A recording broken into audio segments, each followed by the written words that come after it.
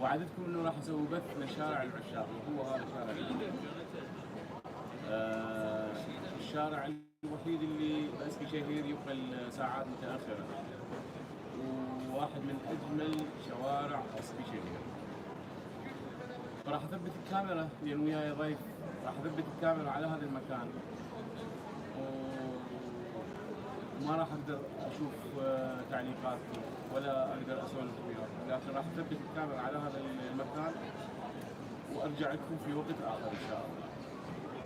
وطبعا منورين جميعا، واسف جدا انه ما راح اقدر اسولف وياكم. يلا على الاذن.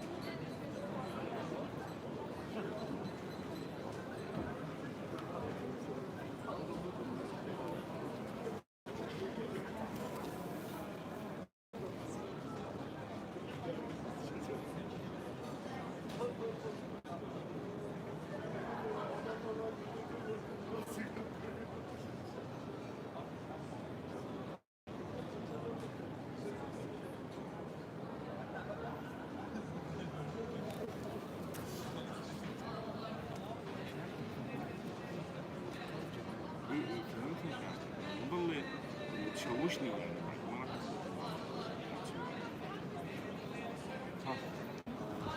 جيب مشين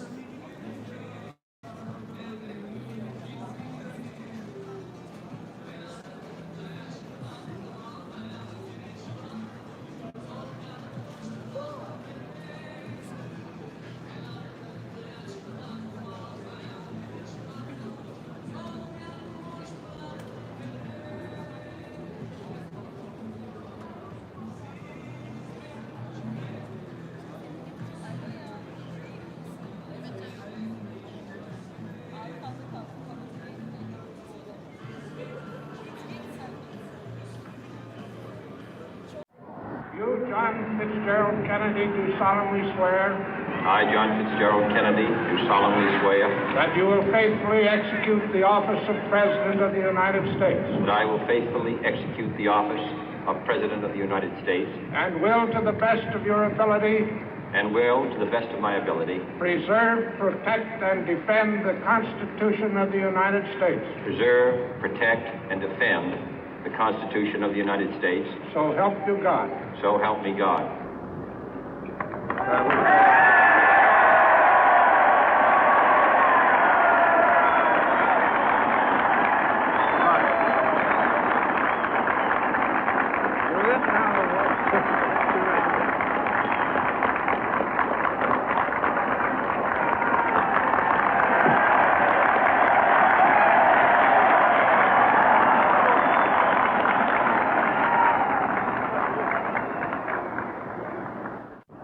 Vice President Johnson, Mr. Speaker, Mr. Chief Justice, President Eisenhower, Vice President Nixon, President Truman, Reverend clergy, fellow citizens.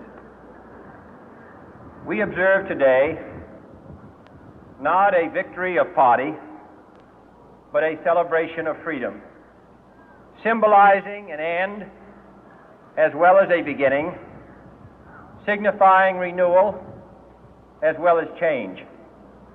For I have sworn before you and Almighty God the same solemn oath our forebears prescribed nearly a century and 3/4 ago.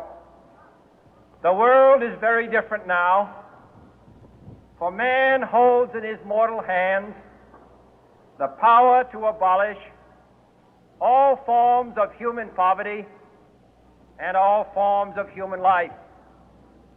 And yet the same revolutionary beliefs for which our forebears fought are still at issue around the globe.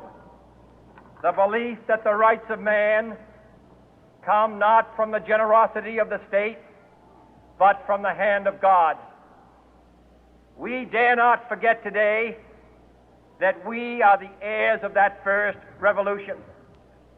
Let the word go forth from this time and place to friend and foe alike that the torch has been passed to a new generation of Americans born in this century, tempered by war, disciplined by a hard and bitter peace, proud of our ancient heritage, and unwilling to witness or permit the slow undoing of those human rights to which this nation has always been committed and to which we are committed today at home and around the world.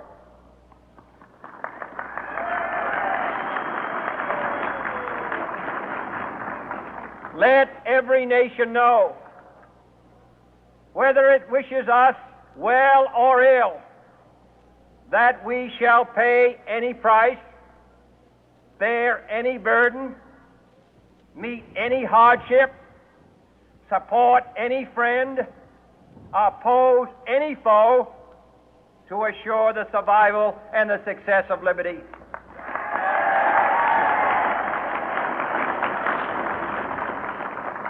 This much we pledge and more. To those old allies whose cultural and spiritual origins we share, we pledge the loyalty of faithful friends. United, there is little we cannot do in a host of cooperative ventures. Divided, there is little we can do, for we dare not meet a powerful challenge at odds and split asunder.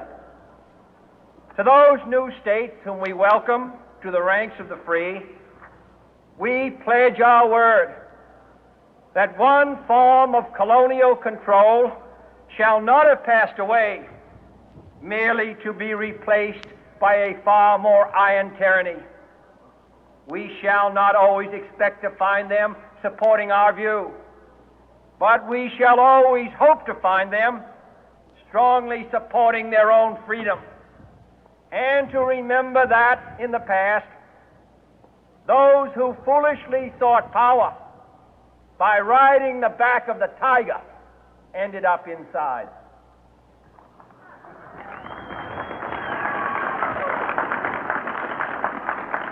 To those people in the huts and villages of half the globe struggling to break the bonds of mass misery, we pledge our best efforts to help them help themselves for whatever period is required, not because the communists may be doing it, not because we seek their votes, but because it is right. If a free society cannot help the many who are poor, it cannot save the few who are rich.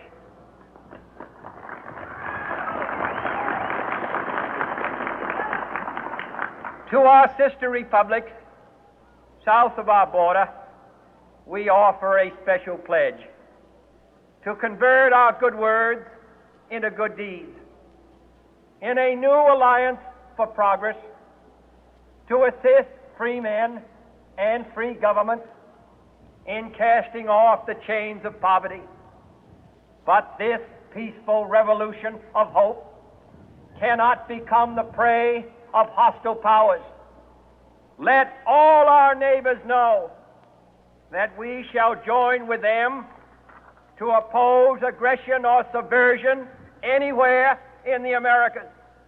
And let every other power know that this hemisphere intends to remain the master of its own house.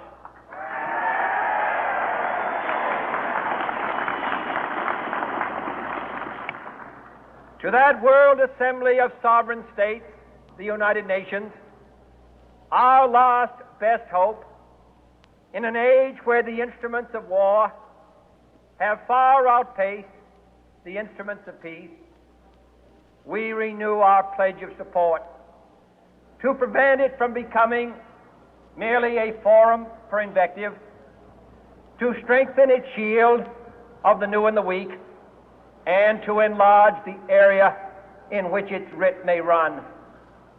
Finally, to those nations who would make themselves our adversary, we offer not a pledge, but a request that both sides begin anew the quest for peace.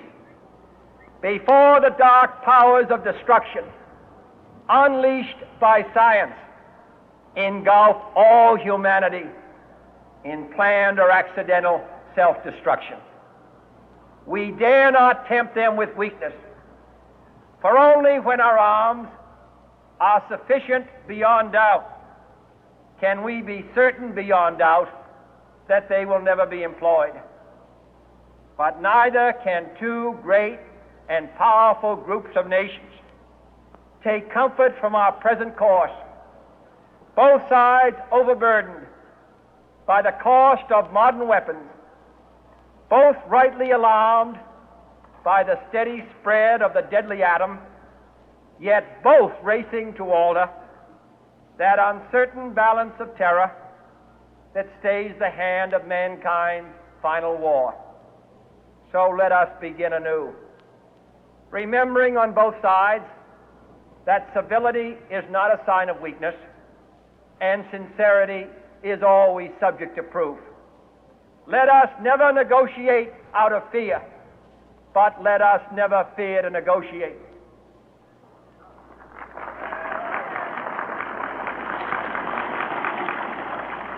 Let both sides explore what problems unite us, instead of belaboring those problems which divide us. Let both sides, for the first time, formulate serious and precise proposals for the inspection and control of arms, and bring the absolute power to destroy other nations under the absolute control of all nations.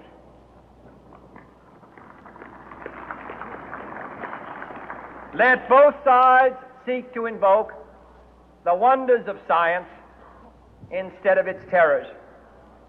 Together, let us explore the stars, conquer the deserts, eradicate disease, tap the ocean depths, and encourage the arts and commerce. Let both sides unite to heed in all corners of the earth the command of Isaiah to undo the heavy burden and let the oppressed go free. And if a beachhead of cooperation may push back the jungle of suspicion, let both sides join in creating a new endeavor, not a new balance of power, but a new world of law, where the strong are just and the weak secure and the peace preserved. All this will not be finished in the first 100 days, nor will it be finished in the first 1,000 days, nor in the life of this administration. nor even perhaps in our lifetime on this planet. But let us begin.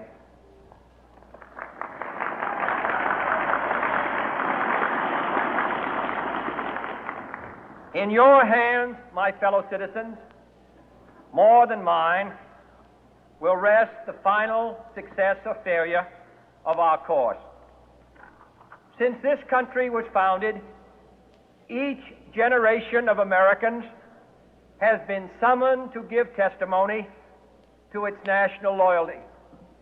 The graves of young Americans who answered the call to service surround the globe.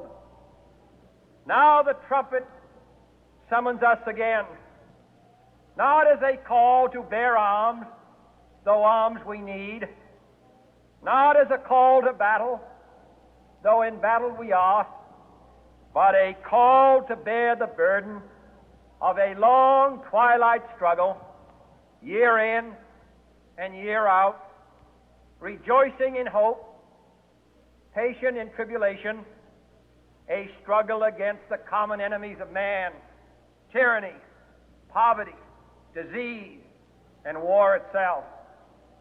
Can we forge against these enemies a grand and global alliance,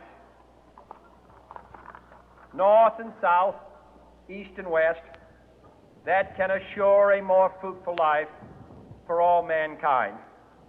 Will you join in that historic effort?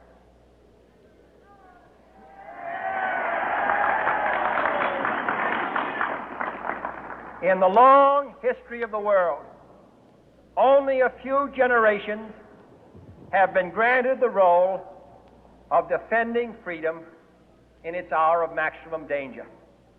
I do not shrink from this responsibility. I welcome it.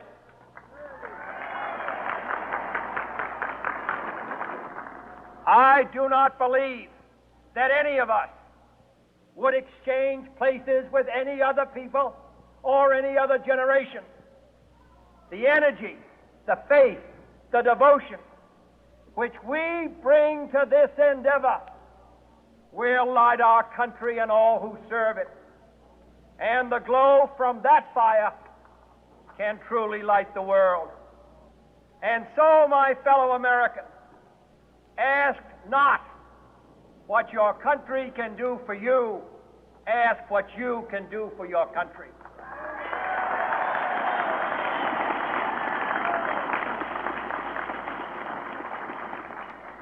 My fellow citizens of the world, ask not what America will do for you, but what together we can do for the freedom of man.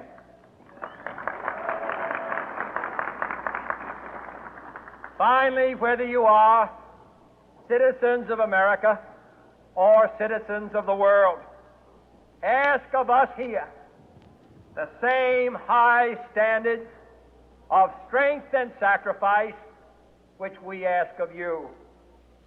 With a good conscience, our only sure reward, with history the final judge of our deeds, let us go forth to lead the land we love, asking His blessing and His help, but knowing that here on earth, God's work must truly be our own.